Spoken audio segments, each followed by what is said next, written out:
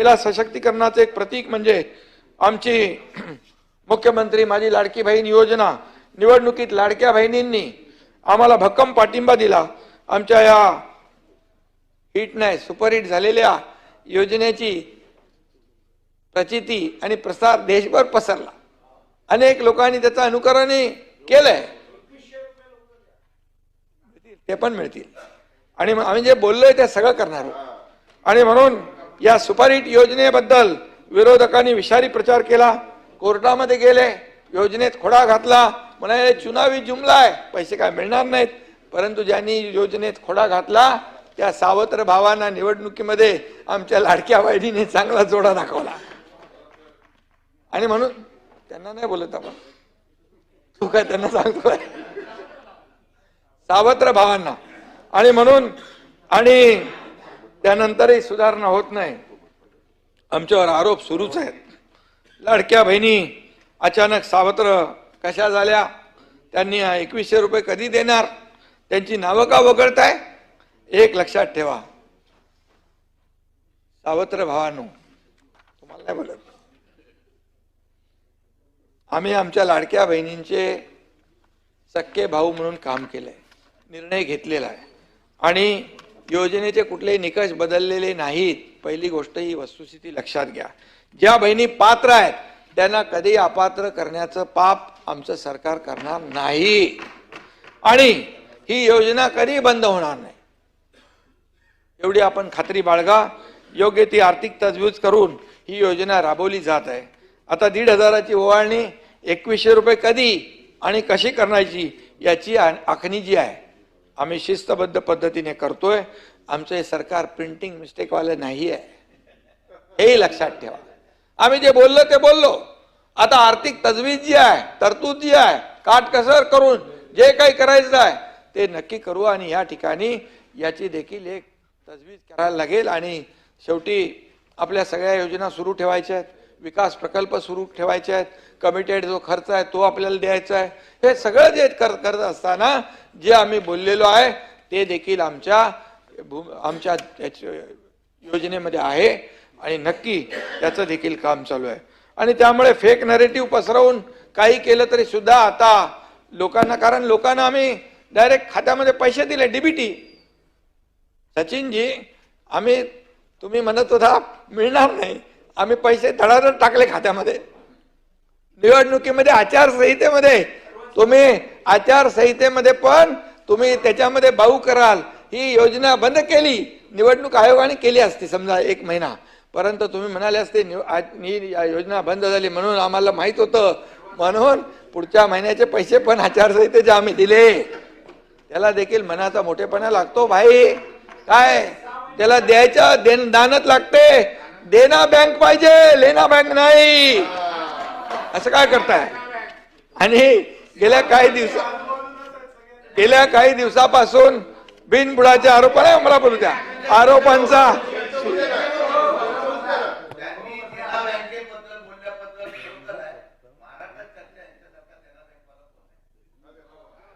देना bank फुल form मध्ये profit मध्ये आहे। देना बँक नाही, देना बँक जी आहे आता देना बँकेचा तुम्ही जर टर्नओव्हर बघितला, कारण त्यांना द्यायची धानत आहे, खरोखरची देना बँक बोलतोय मी, त्यामुळे तेही आपण तपासून बघा। गेल्या काही दिवसापासून बिनबुडाच्या आरोपांचा सुळसुळाट झालाय आणि रोज बदनाम करायचं, काय सारे संबंध नाही, कुणाशी कसलाही संबंध नाही, लागेबांधे नाही, काही कनेक्शन नाही, तरी चाललंय आपलं रोज। काल परवा अमृत योजनेबद्दल बोलताना विरोधी पक्षनेत्यांनी माझं नाव घेतलं। अरे ती घटना होती 2018ची, तेव्हा मी नगरविकास मंत्री पण नव्हतो आणि काही नव्हतो, आणि का घेतलं कशाला घेतलं मला माहितच नाही, परंतु गौप्यस्फोट शिंदे अडचणीत येणार मी बघितलं ते, तुम्ही नाही विरोधी पक्षनेते।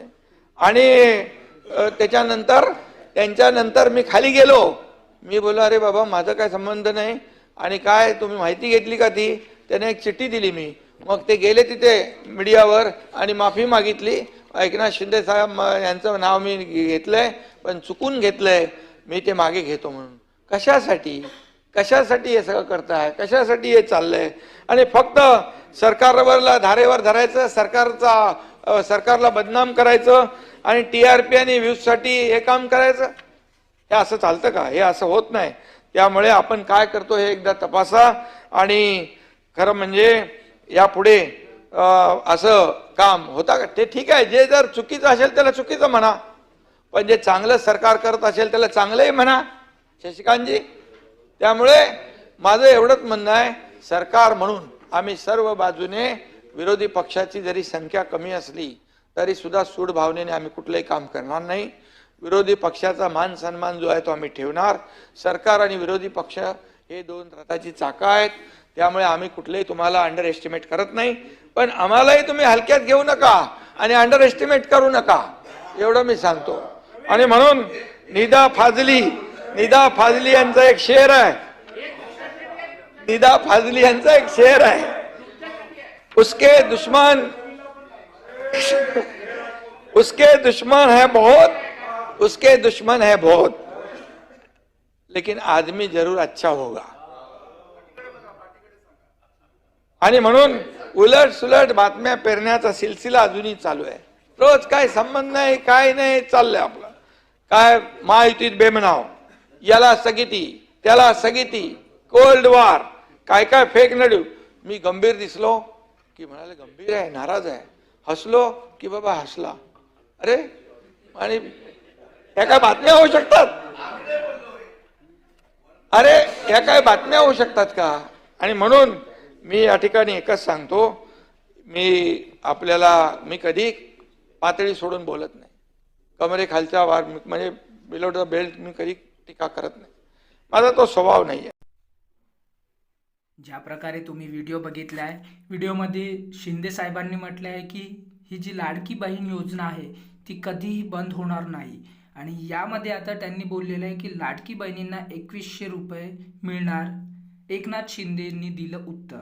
ज्या बहिणींना 8वा हप्ता आलेला असेल त्या बहिणींनी तुम्ही कमेंट करा कमेंटमध्ये की तुम्हाला 8वा हप्ता आलेला आहे. त्याचबरोबर तुम्हाला आता 9वा हप्ता पण भेटायला सुरू होणार आहे. आता 8 मार्चला जे इंटरनॅशनल आपली महिला दिवस झालं त्यामध्ये त्यांनी बोलले होते की पैसे आम्ही देऊ. तर बहुतसे महिलांना पैसे येणं चालू झालेले आहे. ज्या महिलांना पैसे आले आहेत ते महिलांनी कमेंट करा आणि ज्यांना नाही आले ते सुद्धा कमेंट करा. त्यावर आम्ही तुम्हाला काही पर्याय सांगू की याच्यावर काय करता येईल आणि त्या प्रकारे तुम्हाला सुद्धा तुमच्या अकाउंटमध्ये पैसे येतील. 8वा हप्ता 9वा हप्ता अशा प्रकारे तुम्हाला पैसे येतील. इथे साहेबांनी बघा तुम्हाला काय म्हटलं आहे, काटकसर करून जे करायचे ते करू, आपल्या सगळ्या योजना सुरू ठेवायचं आहे. यामध्ये साहेबांनी म्हणाले आहे विकास कामे करायची आहेत, सगळं करत असताना जे बोललो ते करायचं आहे, असं देखील एकनाथ शिंदे यांनी म्हटलं. त्याचबरोबर इथे तुम्ही बघू शकता यामध्ये लाडकी बहीण योजनेबाबत महिलांमध्ये अनेक संभ्रम निर्माण होत आहे. लाडकी बहीण योजना बंद होणार, लाडकी बहीण योजनेची रक्कम 2100 रुपये कधी होणार, असे अनेक प्रश्न महिलांना पडले आहेत. या सर्व प्रश्नाची उत्तरे राज्याचे उपमुख्यमंत्री एकनाथ शिंदे यांनी विधान परिषदेमध्ये दिलेले आहे. यामध्ये तुम्ही बघू शकता की साहेबांनी काय म्हणाले. एकनाथ शिंदे यांनी म्हटलं की निवडणुकीत लाडक्या बहिणींनी आम्हाला भक्कम पाठिंबा दिला. देशभरात अनेक सरकारने या योजनेचे अनुकरण केले. लाडकी बहीण या सुपरहिट योजनेबद्दल विरोधकांनी विषारी प्रचार केला.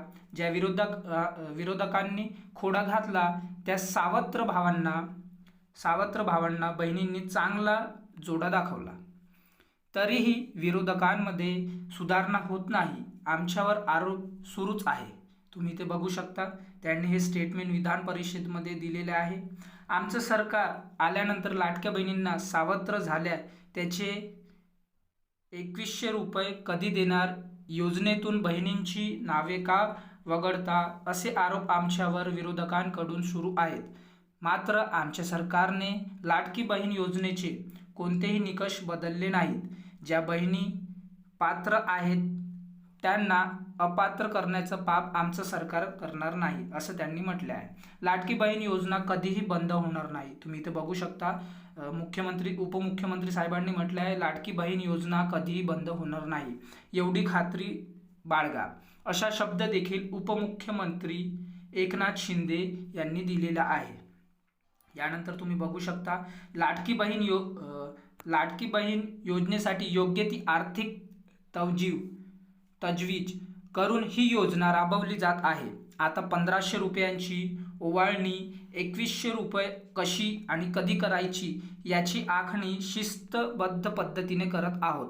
आमचं सरकार प्रिंटिंग मिस्टेकवालं नाही, आम्ही बोललो ते करणार, यांनी म्हणाले आहे. उपमुख्यमंत्री साहेबांनी म्हणाले आहे, आम्ही बोललो ते करणार, म्हणजे तुम्हाला 1500 मधून 2100 रुपये तुम्हाला लवकरात लवकर तुमच्या अकाउंटमध्ये पाहायला भेटणार आहेत, असं साहेबांनी म्हटलंय. काटकसर करून जे करायचे ते करू, आपल्या सगळ्या योजना सुरू ठेवायचं आहे, विकास कामं करायची आहेत, सगळं करत असताना जे बोललो ते करायचं आहे, असं देखील एकनाथ शिंदे साहेबांनी म्हणाले आहे. तुम्ही बघू शकता की साहेबांनी जे आता विधान परिषदेमध्ये जे स्टेटमेंट दिले आहे, तर तुम्हाला लवकरात लवकर तुमच्या अकाउंटमध्ये